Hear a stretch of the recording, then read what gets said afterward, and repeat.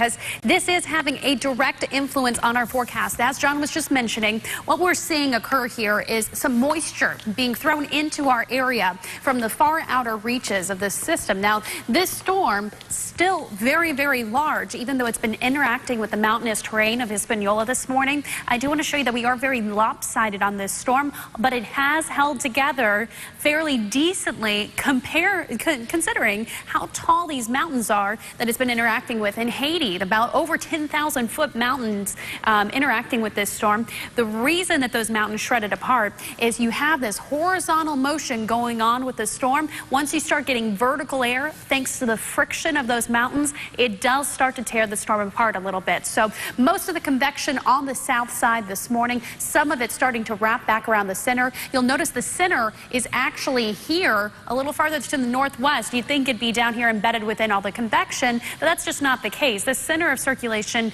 a little farther to the north, so that gives you an idea of just how large this storm is. Some moisture, as I mentioned, being thrown into our area from this system, but these are not rain bands that we're seeing this morning in our immediate area from Isaac. Here's a look at the latest on Tropical Storm Isaac. Maximum sustained winds right now at 60 miles an hour. It is continuing towards the northwest at 14 miles an hour. Expected to track through eastern Cuba, where there are some more mountains to contend with, and that should inhibit development as we go throughout the day on today and into early Sunday. But once it gets into these warm ocean waters on Sunday, we are going to expect it to strengthen pretty quickly, potentially into a Category 1 hurricane. That is why we do have a hurricane warning in place for portions of South Florida, the far southwestern tip of Florida through the Keys.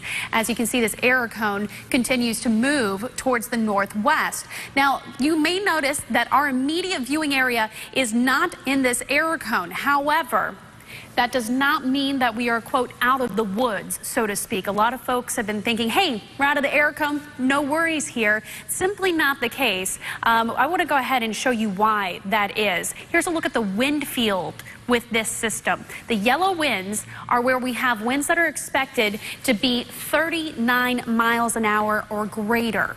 That is tropical storm force, and as you can see, it is expected to be through our entire area.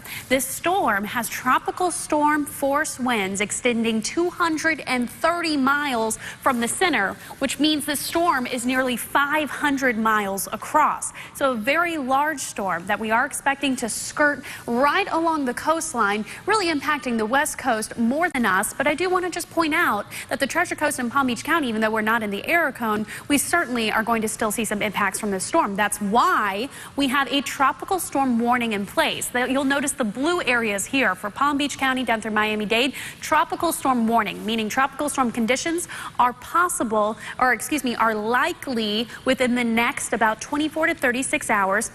The yellow for the Treasure Coast is where we have a tropical storm watch in place. That means conditions are possible. However, a warning is a little bit more imminent. We also have a hurricane warning in place for the Keys and the far southwestern tip of Florida. So those are all the current watches and warnings in place. We do have some thunderstorm activity out there this morning. I want to go ahead and